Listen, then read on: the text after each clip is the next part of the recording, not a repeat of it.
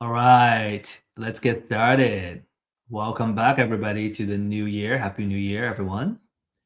We're gonna really go over we have new contents, obviously, that we have created. There's a lot of updates with legislation and market update.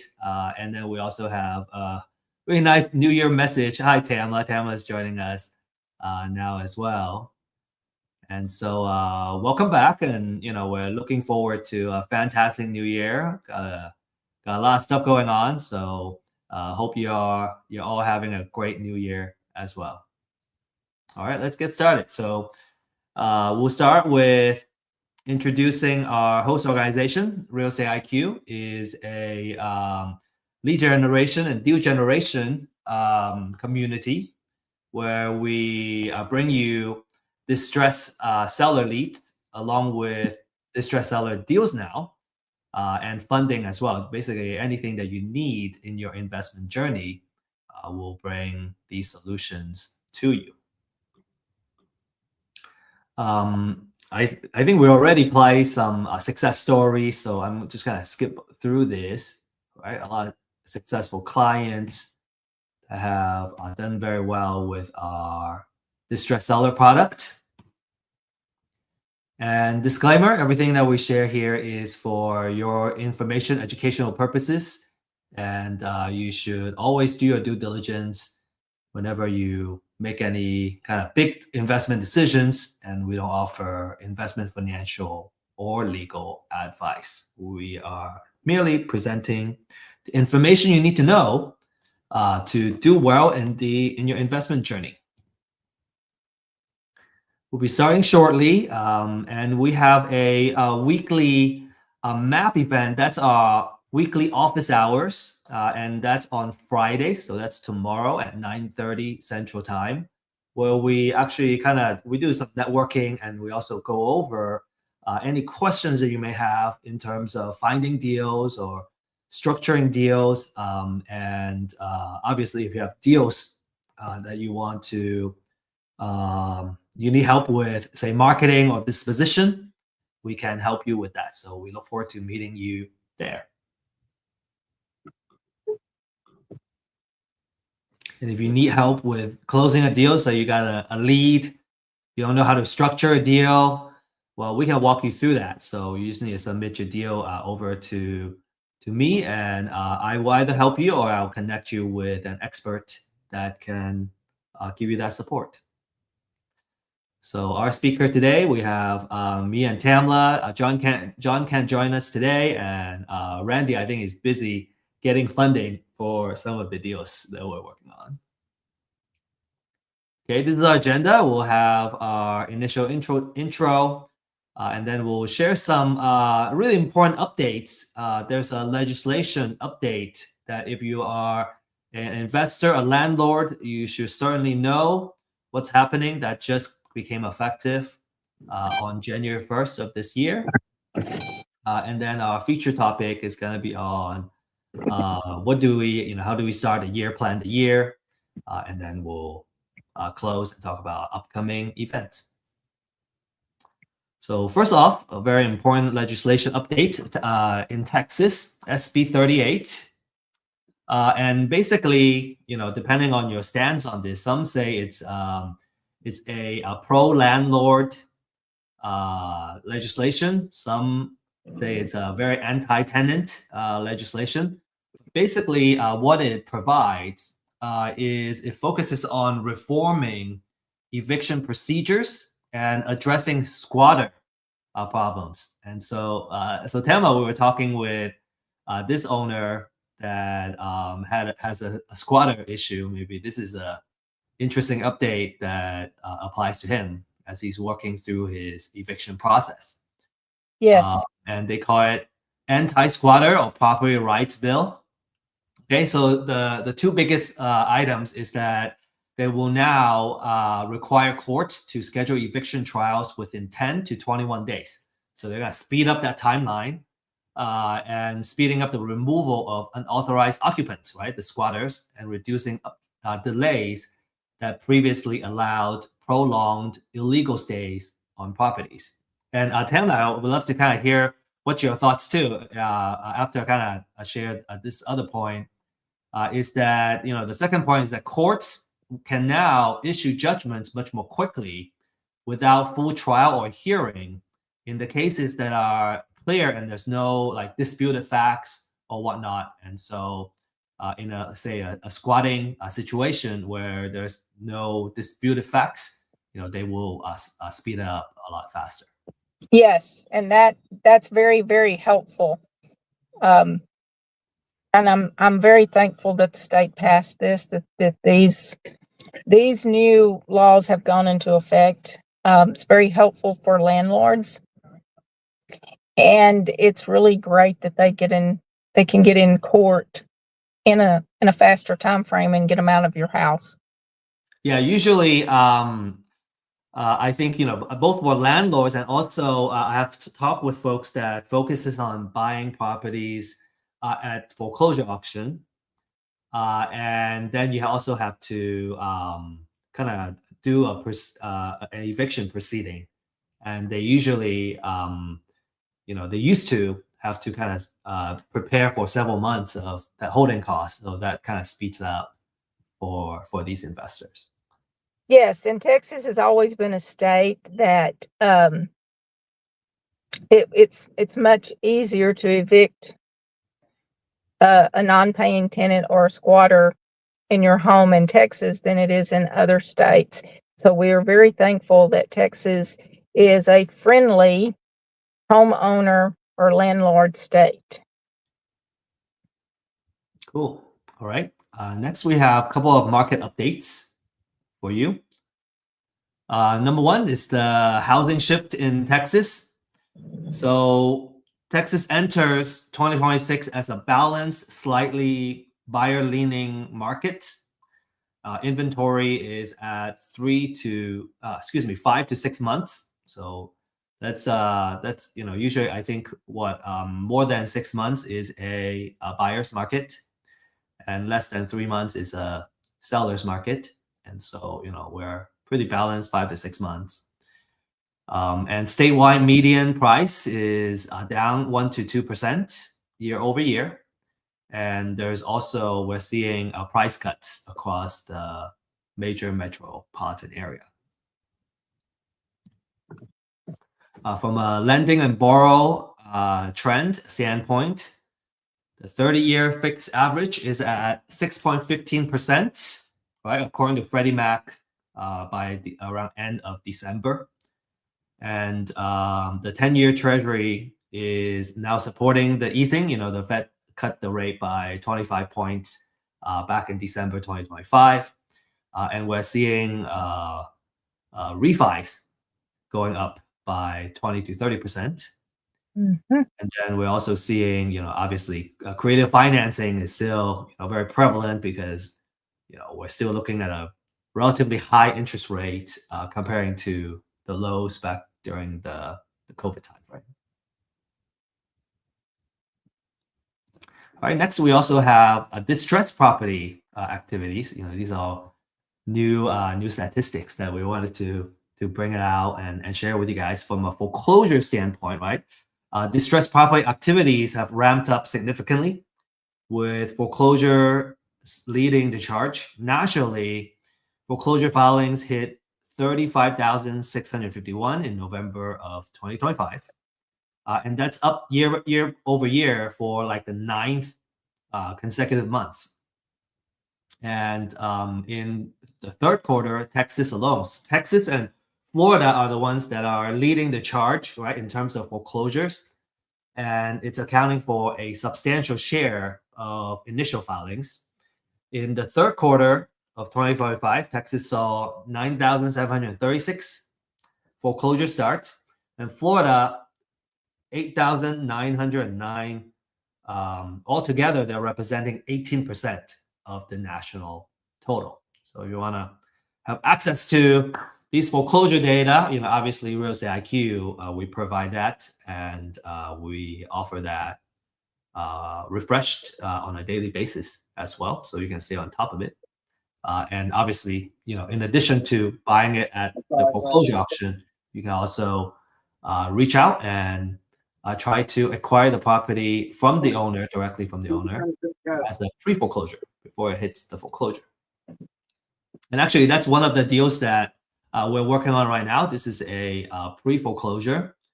And so the owner was able to delay the foreclosure for a little bit and gain her a little bit of time. So this is in Mesquite. And Tamla and I, we've been talking about this. There's some drama and some holdup on this deal too. So here are some, some numbers here, right? For like a sub 2 type of, this is a sub 2 subject to a lead. ARV is about 290. And it's competing with new builds in the area. So the owner bought it around 4 years ago. There's still a lot of new builds in the area. And so she's kind of pricing it even higher than the new build comps right now, which is why it's been sitting on the market and it hasn't moved. She's been asking for a price that's actually, again, higher than what the new build comps. She's competing with the new builds, which Tamla has been sharing with me. When you're looking at these type of deals, you gotta watch out for, what's going on with the new builds. It's hard to compete with builders with their incentives and everything else. So that's something to kind of consider when you try to acquire these type of houses that have a lot of new builds in the new development area.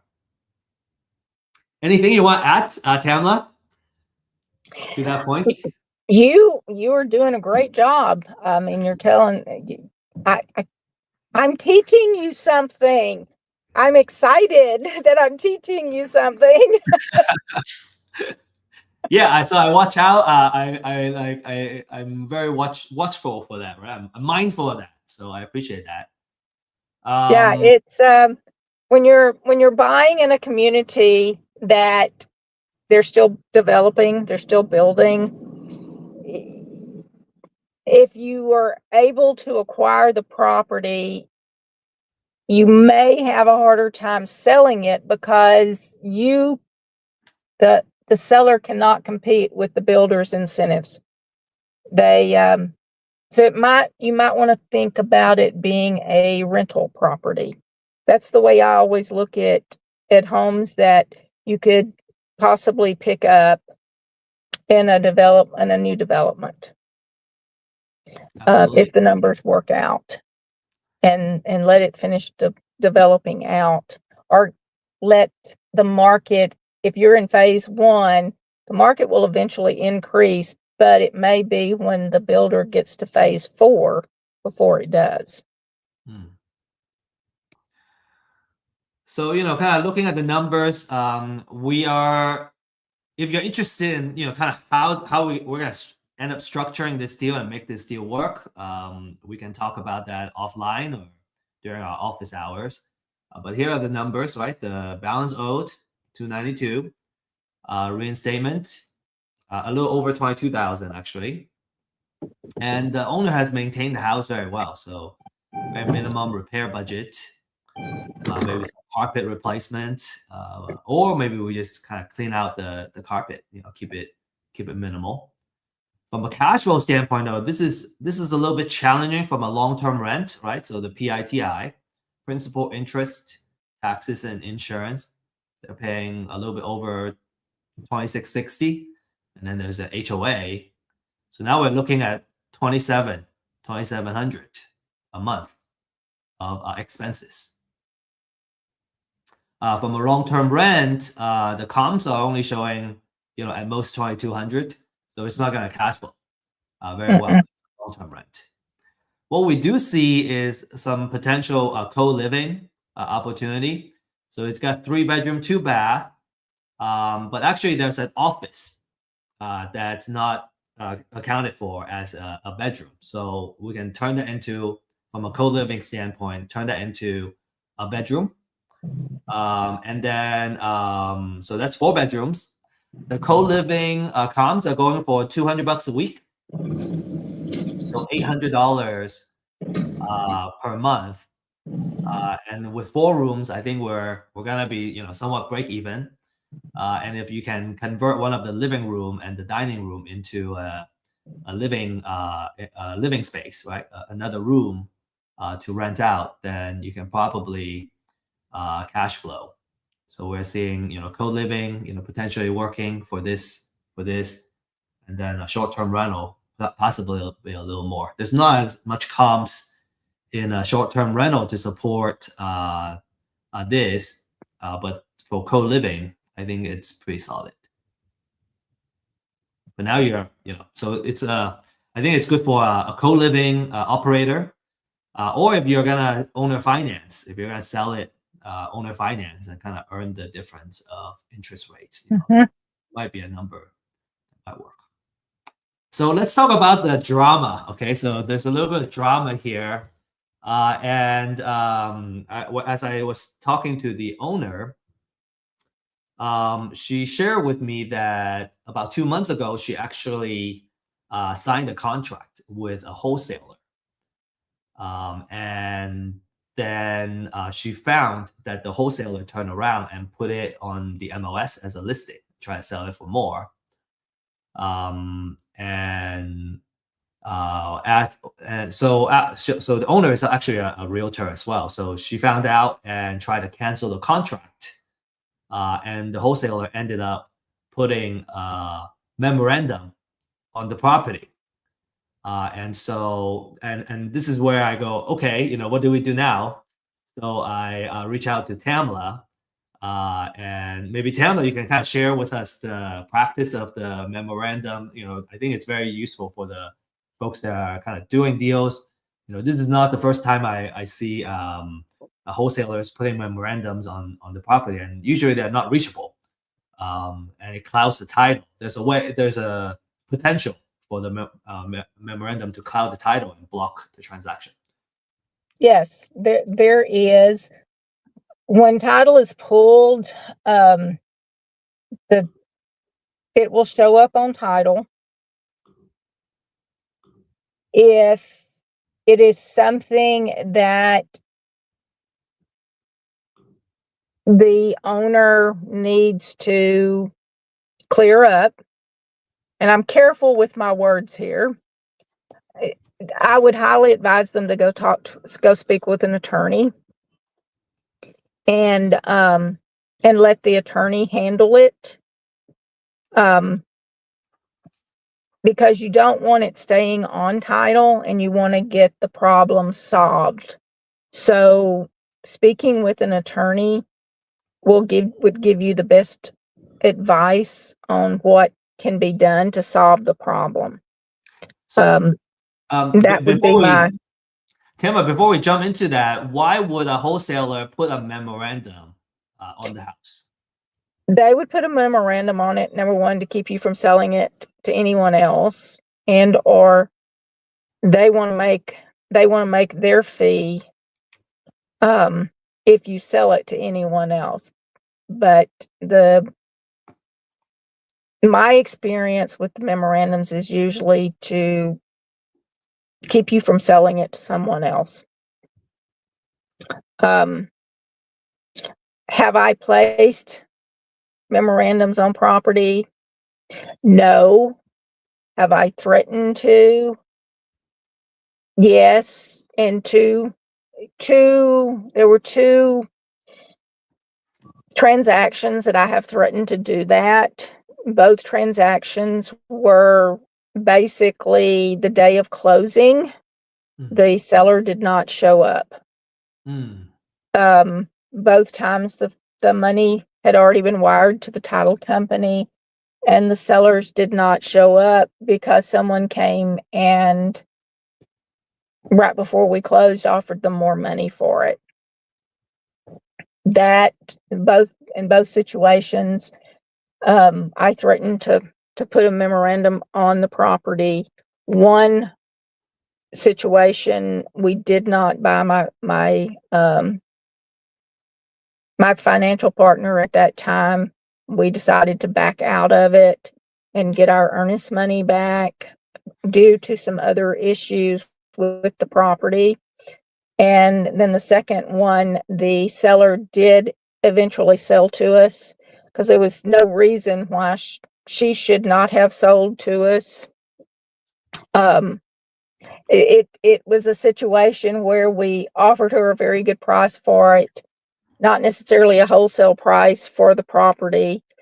And if y'all can remember the prices back during the COVID times when the market value of homes within literally a week to 2 week period of time, they jumped and went tremendously higher.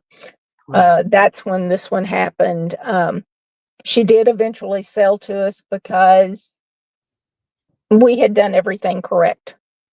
And she literally, I signed the documents as the buyer, and she did not show up at the title company to sign the documents as the seller, and had called the title company and said, no, I can get more money for the house. I'm not showing up. 2 weeks later, she came back and signed the documents because I guess she had talked with her attorney.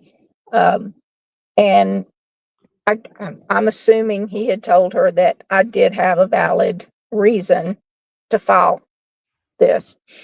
But that's the only two experiences I've had with this. Like I said, I never filed it. I only threatened to file it. And we resolved the matter in both cases.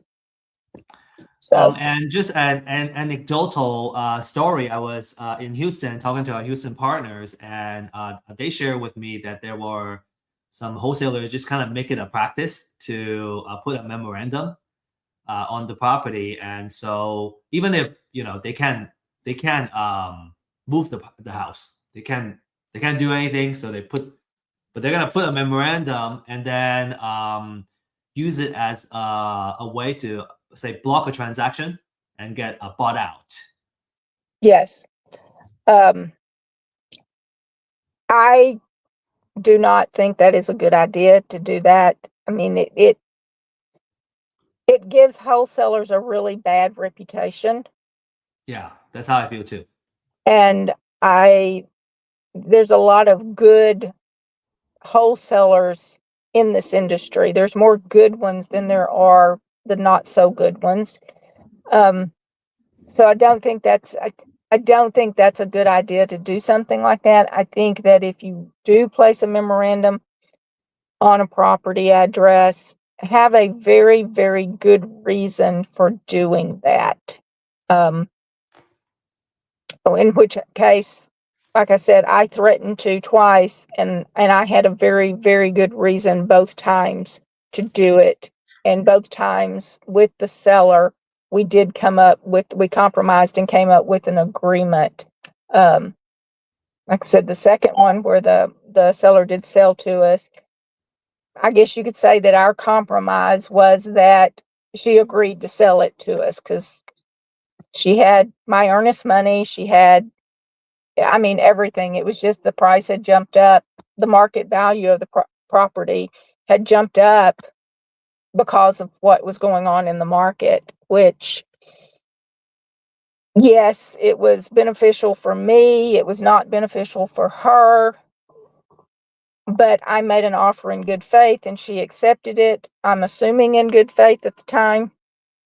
So there was no reason why she shouldn't sell the property to me. Yeah. Yeah, and thank you, Tama, for sharing that. I feel that as a practice to block a transaction just to get paid is I don't agree with that. I don't think we'll ever do that. But from your standpoint, right? I guess it's now it's the other party that is wanting to back out, and that's not necessary in good faith on the True, sellers. true. And it was, it was, I had done everything that I was supposed to do, showed up at the table, signed the documents, money was there to pay her, and she didn't show up to sign. So, but she did. She came back 2 weeks later and signed. So we did end up purchasing the property, and it turned out to be a very positive situation. It was just a little stressful there at the moment, but Right, we got right, through it. right. A little bit of drama. Yeah, but I never got ugly, never lost my temper, just was matter of fact with, I will file a memorandum on this, and you will not be able to sell this property for at least 2 to 3 years. Is this what you want to do? Because I will keep you in court, is what I said. And I meant it. I meant it. There was no reason. There's no reason she should not have signed those documents other than the fact that she was a retired real estate broker and she knew the market had gone up and just knew that she could, sell it for more money. And Yeah, like, that's sorry, but we you had agreed to it.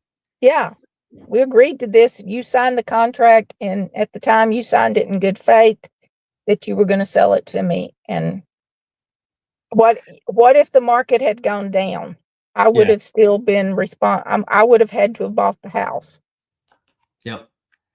And the kind of the horror story that I heard from a Houston partner was that I keep hearing wholesalers from Arizona. So this was an Arizona wholesaler put the house. The house was going to foreclosure, and so they offer to uh, pay them off for an amount just to get the transaction go through and help the owner, right? That's facing foreclosure.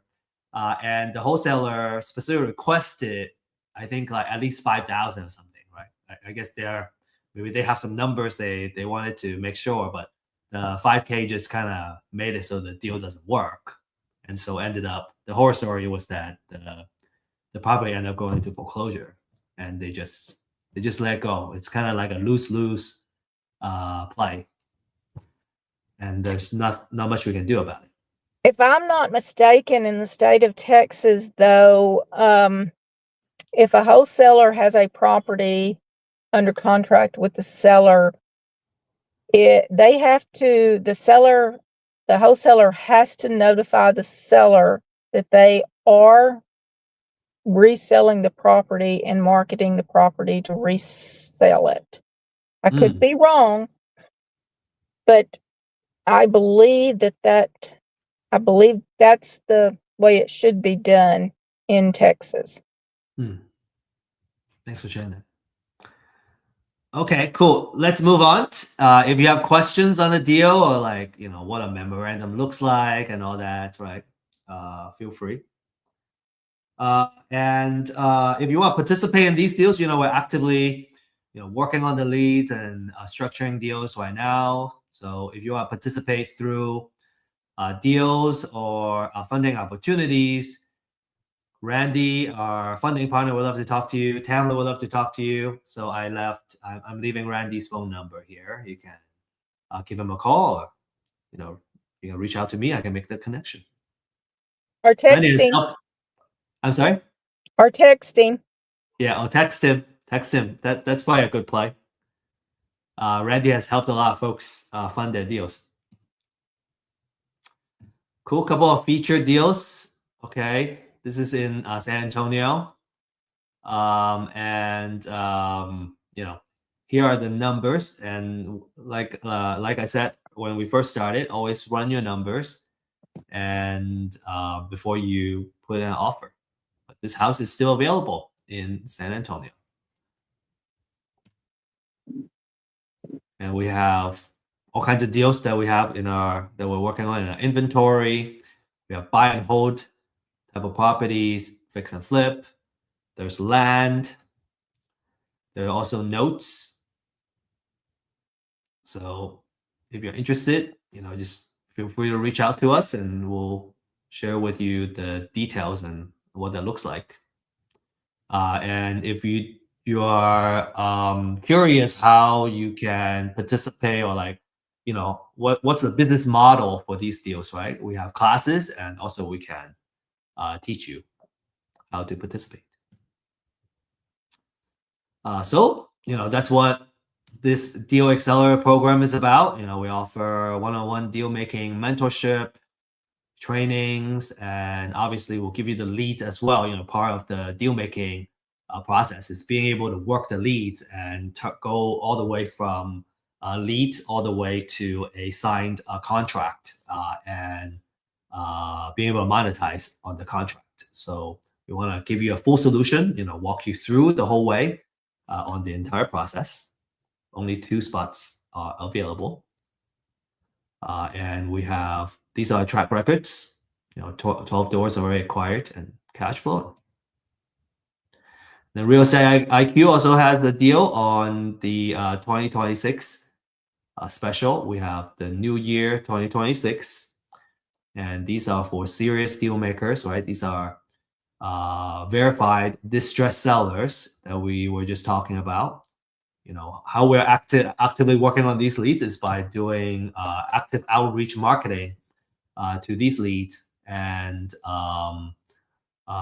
turning them into deals. So, we want to give you the leads and kind of walk you through how you can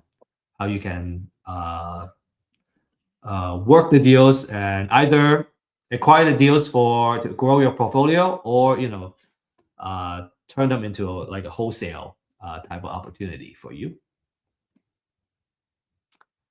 And then we have this consultation QR code, right, to chat more or see a demo of these motivated seller, distressed seller leads. This is how you can participate. One of our account managers will reach out to you. By the way, the market updates I was just sharing is actually part of our newsletter. We have a weekly newsletter that talks about the different metrics and numbers, right? And we're only sharing, we only share kind of the top 3 items. The newsletter is an 8-pager newsletter that has much more details and talks about more area that every real estate investor should be aware of. So if you're interested in receiving a copy of that newsletter, you can also request that, right? Schedule a time with our consultant and then ask for it.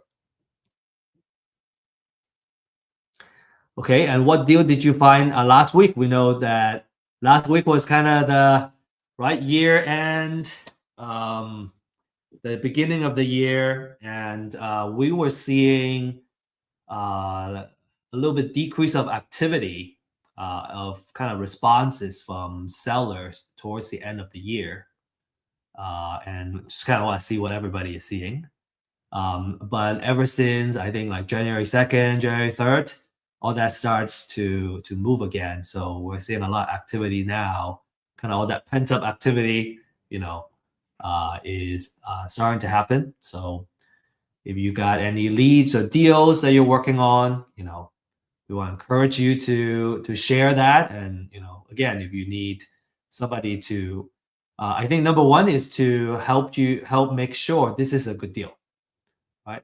No one is making sure that this is a good deal for you, and doing the right due diligence and making sure that it's a deal. I think we have come across folks that bring us a signed contract, and go, hey, I got this deal, but I can't move the deal. I cannot find a buyer. Well, it's because you acquired it at the price that is not really a good deal. It's not a strong deal. That's why you can't dispo it.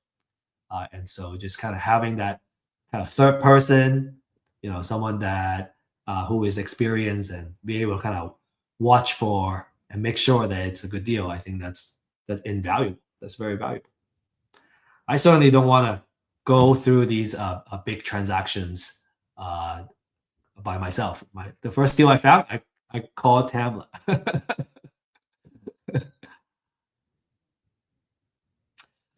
Before we go to Q&A, I think Tamla, you have a topic that you're very passionate about, so we can jump into that. And of course, anybody that has questions, this is also the time for you to share as well. What I was talking to Steve about earlier is January is my month to reflect on the past year, what I did, what I didn't do, what I can change, what do I think I can do better. Did certain things work for me? Was I not comfortable doing certain things? It's my reflection, and it also helps me get motivated for the current year and what I'm going to do. So I always take the time in January to really look at what I did the year before, how I did it. Did it work? Why do I think it worked? If it didn't work as good as I thought it would, why why did it not work? Could I change something? It's just a reflection on the past year. I call it my motivation thoughts, my motivation processes. How can I do things better? What would I change? How can I change it? Just reflecting upon changes, good things, bad things, thoughts. And I spend a lot of time doing that. Um, because I do enjoy what I do, and I don't want to be in an uncomfortable situation with what I'm doing. So if it's an uncomfortable situation, then why? If it's a situation that worked well, why? Yeah, I just look back on everything and think about it. And I think that I think everyone should do that. Some people do, they're very happy with everything, and that's good. That's just what I do. I do call it my motivation month. And there are times that I think about it other times of the year, but January is usually the starting off of, okay, what am I going to change this year? What am I going to do differently? What do I think is going to happen this year? Where do I think the market's going to go? Um, that's what I do. Yeah, if I could add on to that is once you come up with once you write down, I highly recommend writing down the reflection because you can think about it, but then if I don't write down and capture it, I tend to forget, and then or it just kind of lingers in my mind. I find that when I write down, it really reduces my stress level. I don't have to keep remembering what these ideas are. I just write down and then a pattern usually will emerge. And you can start kind of looking at it and go, okay, these are the new habits. These are a couple of new habits that I want to start that's going to help solve some of these problems. And we always recommend creating habits. You know, if you really want something to kind of stay and being consistent on something, and we really value consistency because I think consistency is where you can really get consistent business results. So set up a habit and find the time to actually make it a habit, Mhm. and I think that will really make the change a stick. It's a really key point for improving yourself and kind of creating positive changes that really kind of stick around.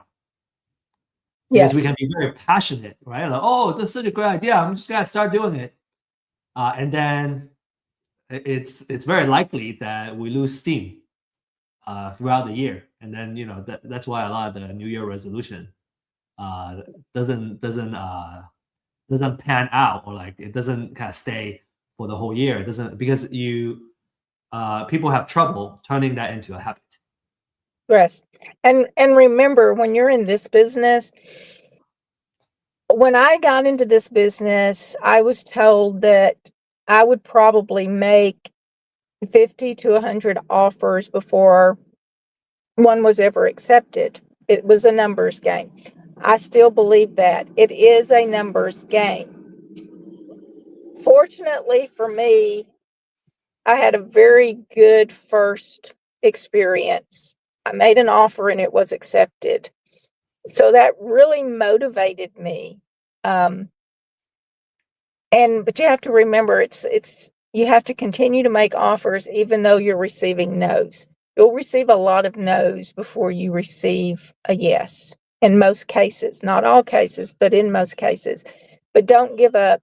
Keep going, because this is a numbers game. Yeah, and talking about the outreach, right? If you're just starting out, I think making the outreach and setting a time aside and really consistently doing it, I think that's very important. It applies to making cold calls, or let's say you are to go door knocking, making the time for it, and to just start. You don't need to set like a big goal, like, oh, I need to dedicate like 3 hours every day, 2 hours every day, just to make calls. Like, you can just start with 30 minutes, right? Sometimes if we don't want to do it, if our brain is resisting doing something, just make it short and easy. Just start checking the marks. Maybe you're not gonna get much results in the beginning, but just kind of getting that check, it already makes you feel good. I did today, I did the next day, the next day, the next day, and then when it starts really becoming a habit, or you're having fun doing the outreach, then you can start building on top of it. You can add more time or whatnot.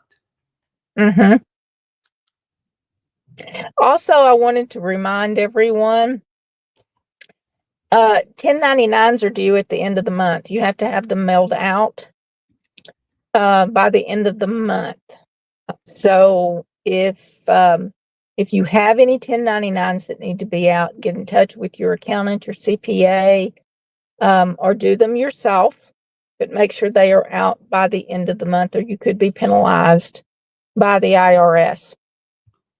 And while you're calculating up and sending out your 1099s, you might as well go ahead and get your franchise tax information ready and get ready to file the reports. All of the reports that you have to file yearly. Now's the time to go ahead and get that information and get them done.